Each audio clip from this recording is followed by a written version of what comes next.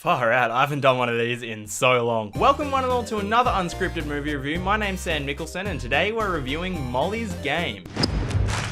I read your indictment after I got your call last night, and I bought your book. It looks like this movie has been out in the United States for the longest time, but I think it might have only just come out in Australia fairly recently. I only saw it in the cinema this past week, and I had a lot to say about it, so I thought I'd give it a review. And for those who are unfamiliar with Unscripted reviews, essentially it's just a movie review where I haven't done a script. I've barely even thought about it before I've started to film. So everything I say is kind of just straight off the dome. I also keep them spoiler free, so if you haven't seen the film yet, don't worry. Alrighty, so Molly's Game is set both in the past and in the present. It's non-linear that way, it flicks back and forth, but essentially it's based on the book by Molly Bloom, which is a true story about how she used to be a big game runner in LA, and then a big game runner in New York. And by game runner I mean someone who was running kind of illegal poker events, where big name celebrities, politicians, and millionaires and billionaires and royalty of the like all came to her games to play poker because they were such high stakes. So it talks about how she came from just a small time sort of bartender into doing that, and then eventually being affiliated with gangs. And that's everything that's talked about in Molly's Game, the book, but the movie gives insight on what happened after she released the book, with lawsuits and stuff like that. It's telling the story about her and Idris Elba, who is her lawyer, trying to prove her innocent for all of her crimes,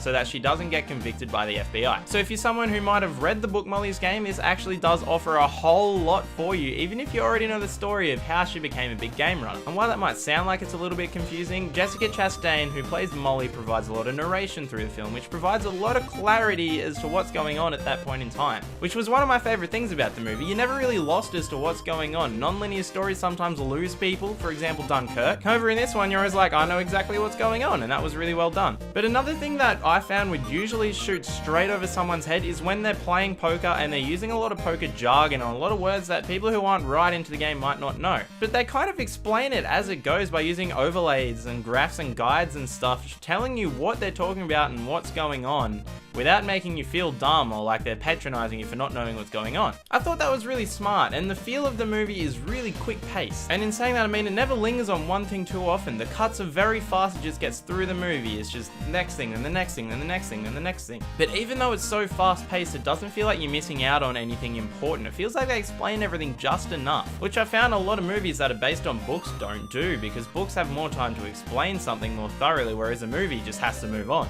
Jessica Chastain's portrayal of Molly seems very genuine. I mean, I haven't read the book, I didn't know a whole lot about Molly Bloom beforehand, but Jessica Chastain really brings her to life. I really liked her character in the movie. At first it seems like, hey, she could be a bit of a scumbag, but then, you know, you can kind of relate to her, and I feel like she has quite a good moral compass. However, my favorite actor and character in this movie definitely goes to Idris Elba. I mean, he's just a lawyer, how can it be interesting, right? But somehow he seems to have the most personality in the movie, and like, goddamn, I just love Idris Elba in anything. I'm on that ship saying that he should be the next James Bond. One of the other standout performances for me was Kevin Costner. He plays Molly's father, and he plays him really well. It's a kind of minor role, but the scenes that he's in are pretty important for the most part, and Kevin Costner just seems really good at playing a dad. I don't know. His character is also super flawed, and I really liked his portrayal of it, and somehow you still can't help but sympathize to him at a certain point in the film. Another thing that I really liked about this movie is it'd be very easy for the writers or director to get caught up in the billionaires throwing around money and spending it and that kind of, I guess, party aspect of it, and they don't. Obviously they allude to it and show it a little bit, but that's not a major focus of the movie. It really is how Molly gets from place to place and focusing just on Molly,